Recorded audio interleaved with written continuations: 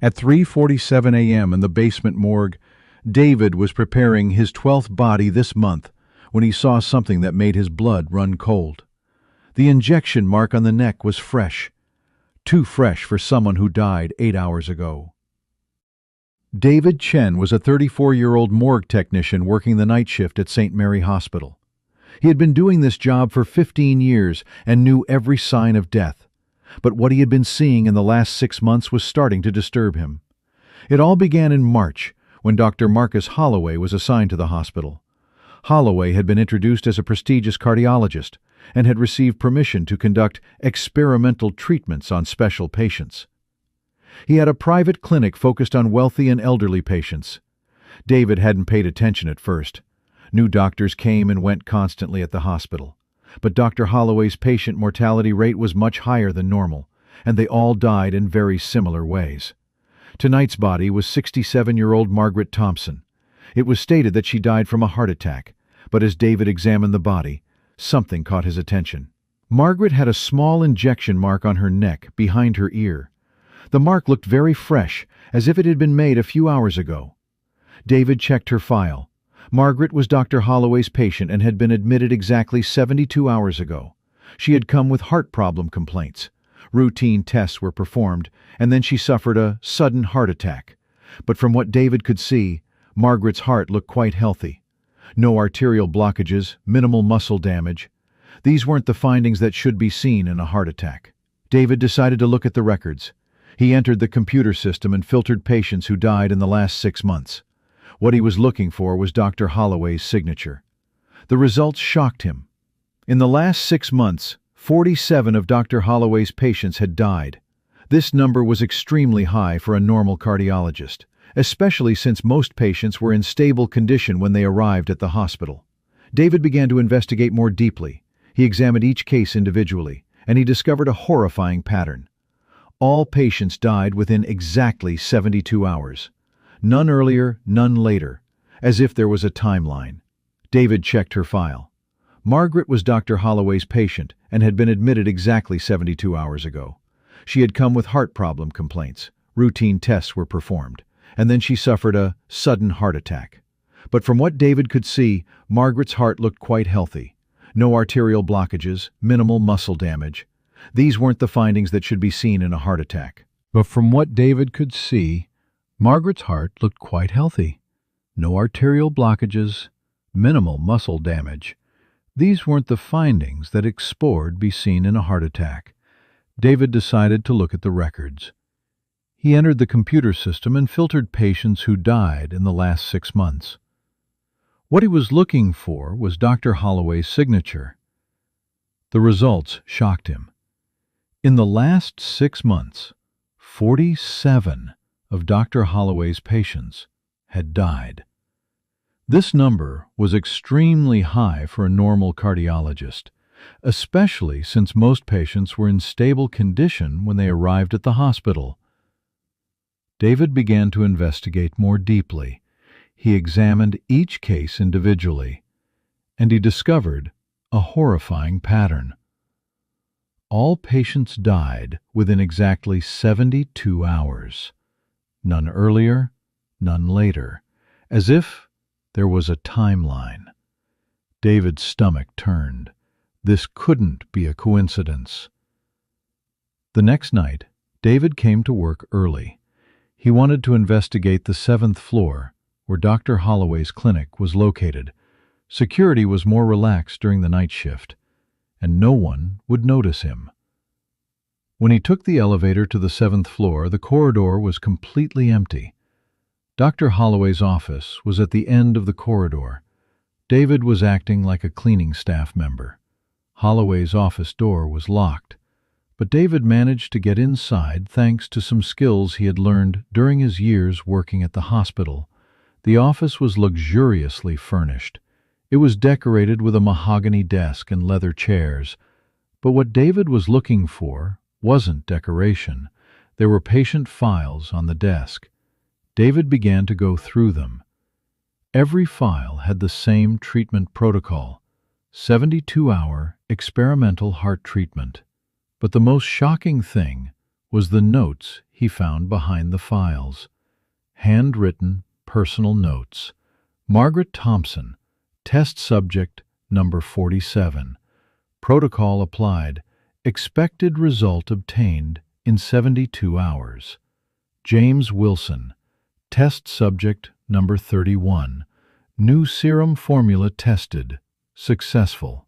Dorothy Martinez, test subject number 39. Age factor was not effective, as expected. David's hands were shaking. These notes clearly showed that experiments were being conducted on people, and the result of these experiments was death. Suddenly a voice came from behind him. "Mr. Chen, what are you looking for here?" When David turned around, he saw Dr. Holloway. The doctor was standing at the door with a cold expression on his face. "I was cleaning," David stammered, "at this hour, and by going through my private files." Dr. Holloway came in and closed the door. David had nowhere to escape. "I see you're very curious, Mr. Chen. Maybe it's time to tell you exactly what we're doing." Dr. Holloway sat at his desk and pointed to a chair for David. "Please sit down. I'll tell you a story." David had to sit down. His heart was beating very fast. "I'm not just a cardiologist, Mr. Chen. I'm a researcher, and I've made the greatest discovery in human history." Holloway took out a small bottle from his desk drawer. It contained a clear liquid. "This is a serum that stops the aging process, but I need test subjects to test it." David's blood drained. "You're killing people." "No, Mr. Chen, I'm healing them. But the process is currently lethal. The formula isn't perfect yet." "This is madness. This is murder." Dr. Holloway laughed.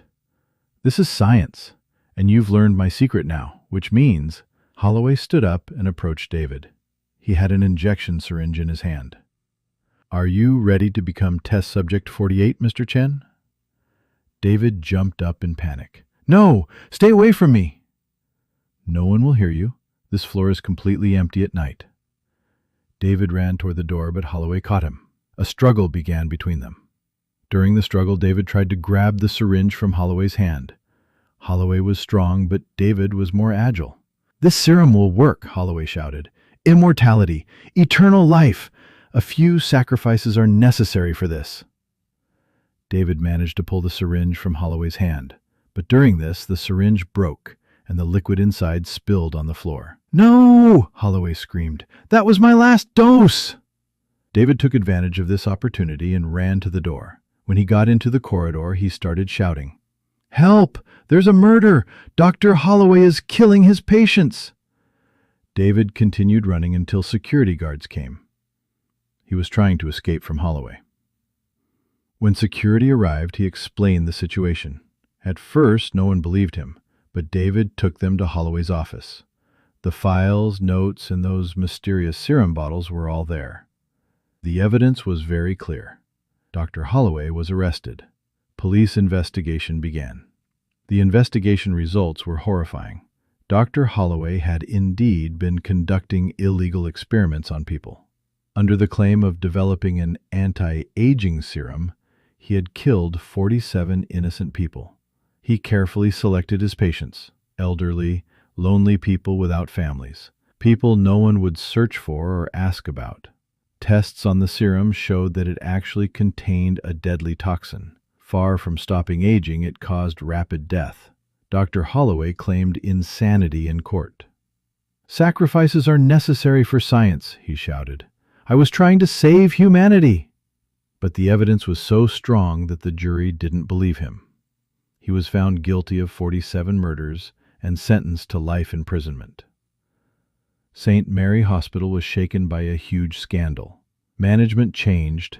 Security protocols were reviewed. David began to be seen as a hero.